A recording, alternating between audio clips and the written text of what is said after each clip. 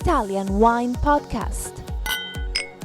Chin Chin with Italian wine people.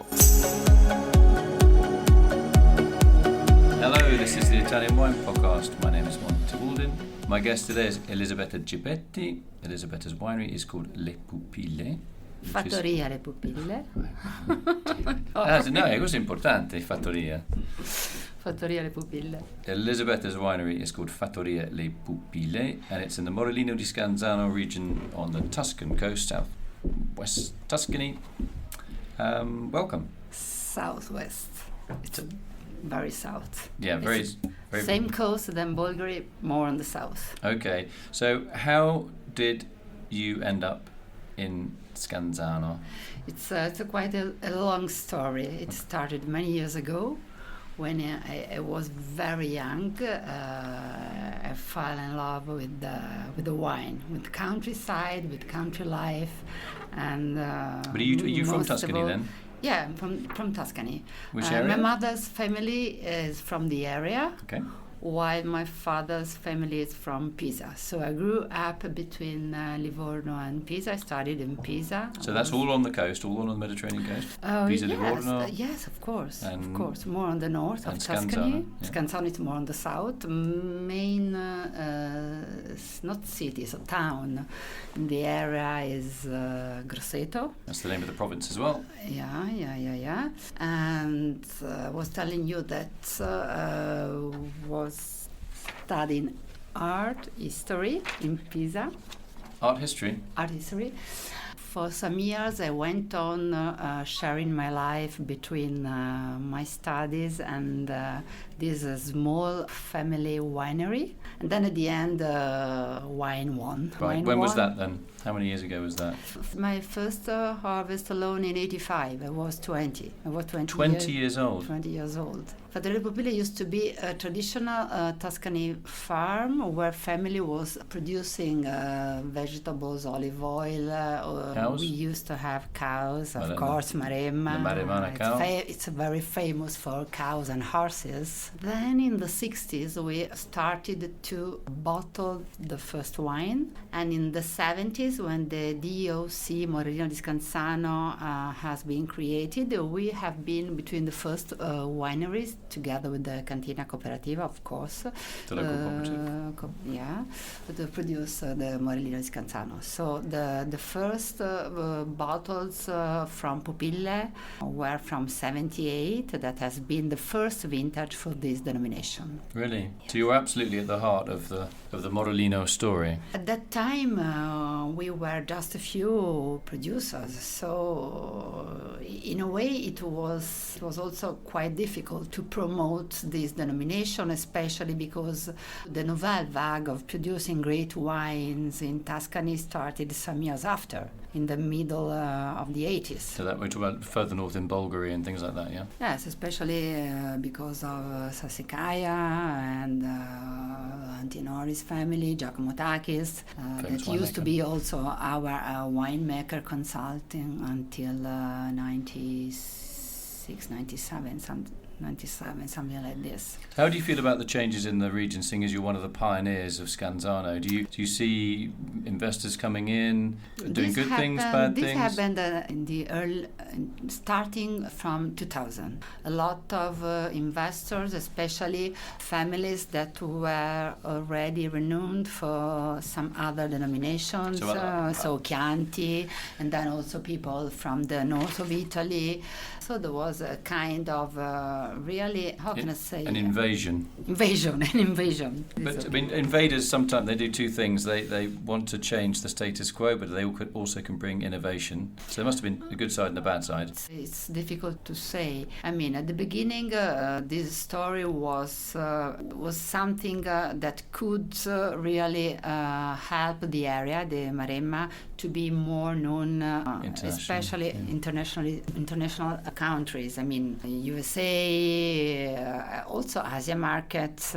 But then the problem for me has been that on one side there was a lot of interest for the area, but on the other side the consortium, the wine growers, not official the body. the wine growers were working very well, making very new, nice vineyards. They planted a lot of new vineyards, some very interesting Sangiovese clones, varieties.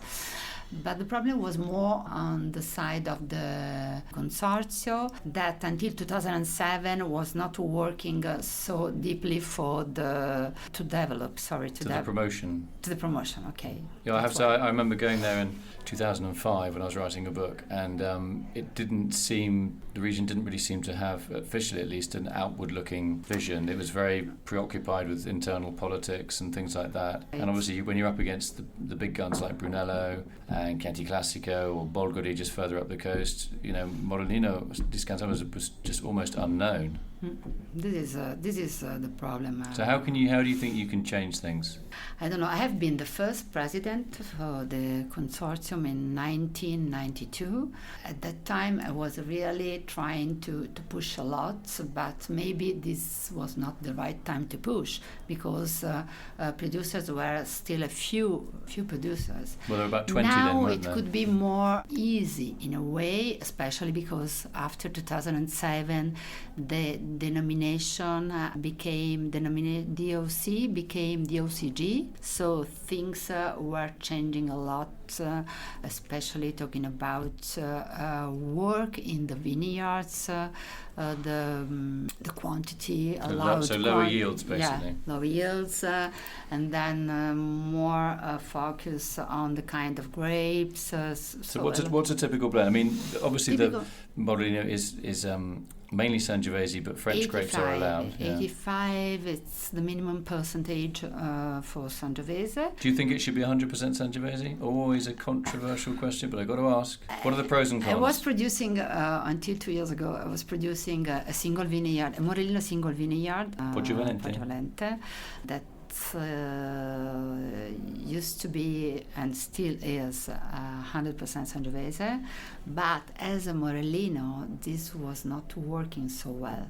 So after many vintages, because first vintage for Poggio Valente has been 97, after 15 vintages, we decided to put it away from make it a Toscana EGT, yeah. So basically, what is a flagship wine, or should be a flagship wine, of the Morellino di Scansano, because Morellino is the local name for Sangiovese.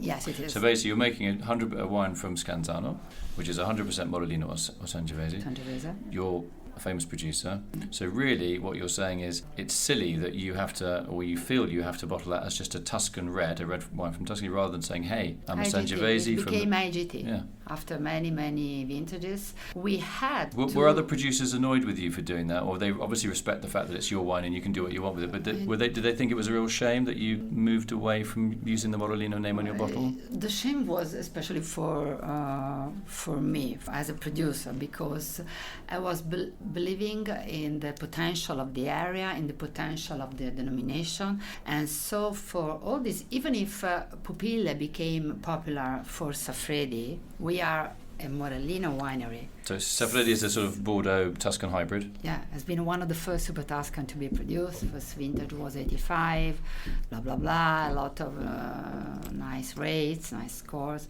But despite Saffredi, we are a winery producing Morellino. So that's why for me it has been like if you lose a struggle. You lose a fight, yeah. Yeah.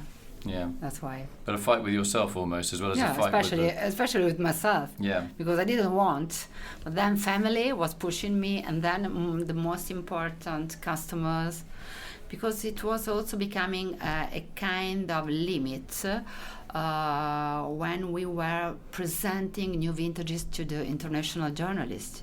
Oh, okay. So it's Morellino. It is confusing for people. I mean, you have to say in that. In a way, it's still considered as we are very close to Montalcino area. The grape. You're next door. I mean, the boundary is next door, isn't it? I mean. But until now, Morellino is considered as a poorer sister for Brunello. Yeah. Yeah, I think probably the moral of the story is if you're a wine region, don't have Brunello di Montalcino as your boundary, because there's the Monte Amiata, Monte Cucco appellation, which touches Brunello, and those wines struggle internationally to get the acclaim that they sometimes deserve. Monte Cucco is Monte Cucco, as they say. And so your Morellino di Scansano is also a neighbour of Brunello land, and there is just a small river that separates the area. Yeah, you go down the train. No, it's there's a small river, and then there's the biggest estate for Brunello. Brunello is Banfi. Yeah, you go past that on the train. You get it's really where the boundaries lie.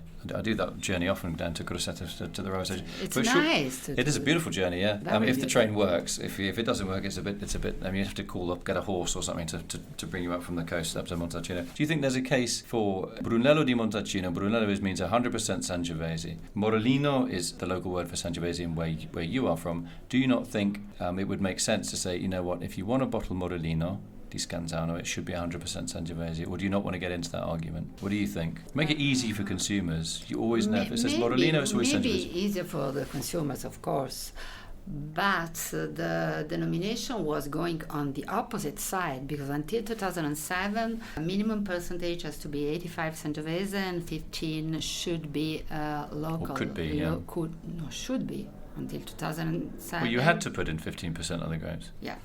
Well. But the 15 should be local grapes. So Alicante, it is traditional in the area.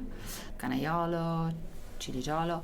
After 2007, with the DOCG, also international varieties such as the Cabernet, the Merlot, Petit Verdot, everything was included. So this, for me, was a mistake. Yeah, because in this way, the denomination was going far from the further consumers, away.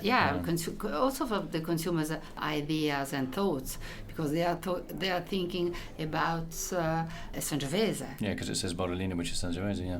That's well, right. It probably won't change. I mean, we could talk about this for hours, but I mean, it just seems silly that if I have two vineyards in your area, one plot of Sangiovese, one plot of Bordeaux grapes, I can blend them together, and they can have two names. They can be a Tuscan Red, Rosso Toscano, or they can be a Morellino di Scansano. So why have two? Why did you say Morellino is 100% Sangiovese, and everything else is a red wine from Tuscany? It would make it easy, isn't it? Anyway, I wasn't the sharpest tool in the box when I was at school. But too long story to talk about. Yeah, okay, we won't get into the politics. I mean, anyway, as I've just put the politics on the table, it's my fault for bringing it up. But anyway, so Poggio Valente. When was another one of your Saffredi, your flagship? When was the first vintage? 85, but first vintage released on the market was 87. We never marketed the first two vintages. Okay. At the beginning, it used to be 100% Cabernet Sauvignon, and then in the years it changes to become a traditional Bordeaux blend. At the moment, it's 50 Cabernet Sauvignon, 30 Merlot, and 10 Petit Verdot. It's a good blend. I mean, I'm just looking at my notes here. Silver medal in 18 points out of 20 in the Decanter Wine Awards. I'm head judge and blind. We didn't know what it was. There you go. Decanter. Yeah, look at that. Which vintage was it? It was 2009. There you go. 2009. Rich smoky cedar, broad and intense, very clear, luminous flavours, elegance, finely judged weight, with good flow, which means it's an easy wine to drink, and it's got a... There you go. Just spotted that. Oh, I should go and be your PR guy. I should get a proper job for a change, rather than doing this. So what does the future hold? Who are you going to hand over to in your family? Is somebody going to take on the challenge of running Le Pupille? I got 5 kids. 5 children. Children. They used to be children. The oldest, Clara, she's already involved in the winery, Clara Gentili. She started her adventure in the family business in 2011, very young, has her mother's. And then my son is studying agricultural and winemaking. Between the 5 already too. Then we will see. Do you think they'll make any big change? Will you let them be free and if they change things? Clara, she's already running some markets by herself. Yes, with a lot of success. She made a kind of revolution on the UK market, and then she's working very, very well and very fast in the US. So I'm quite proud of her. quite proud of her. Sure. Great. She's, well, in a way, she's better than me. okay, in a way. In a way. But not completely. Yeah, you had to put that in. I'm a dad. I'd say the same thing. Otherwise, if you give them free reign, they just you've always got to be a little bit. It's so very important to leave the kids to how can I say to make their own mistakes. Yes, and learn, and then to express their own ideas, to feel free to be themselves. Great. On that note, I just want to say thanks to my guest today on the Italian Wine Podcast, which is Elisabetta Geppetti from Fattoria Le Pupille. Perfect. It's unusual for a man to get things right first time, isn't it? I know it's difficult. From the Scansano area of the Tuscan coast in Italy. We probably got into a bit of politics today about the blending and all the rest of it, but it's so important. Italian wine legislation gets a little bit more coherent and makes life easier. If you make it difficult for the producers, you make it impossible for the consumers. So if anybody in Rome is listening, streamline some of these ridiculous appellations. If it says Morellino, it should be Morellino, which means Sangiovese. That's my view. I think we agree. Yeah, I can become your PR guy. Yeah, maybe like one day a week or something. I'm not particularly good. As PR, but maybe give me a job. But they'll probably fire me from this, bring Italian politics up, and mind. But anyway, finally, they'll cut all that, don't worry. If they've got any sense, yeah. Or they'll just cut me, which is probably even easier. So finally, I want to say thank you to my guest today, Elisabetta Geppetti from Fattoria Le Pupille in Morellino di Scansano on the Tuscan coast. Very nice to talk to you, and hope to see you soon. It's been my pleasure. Thank you. Thank you to you. Follow Italian Wine Podcast on Facebook and Instagram.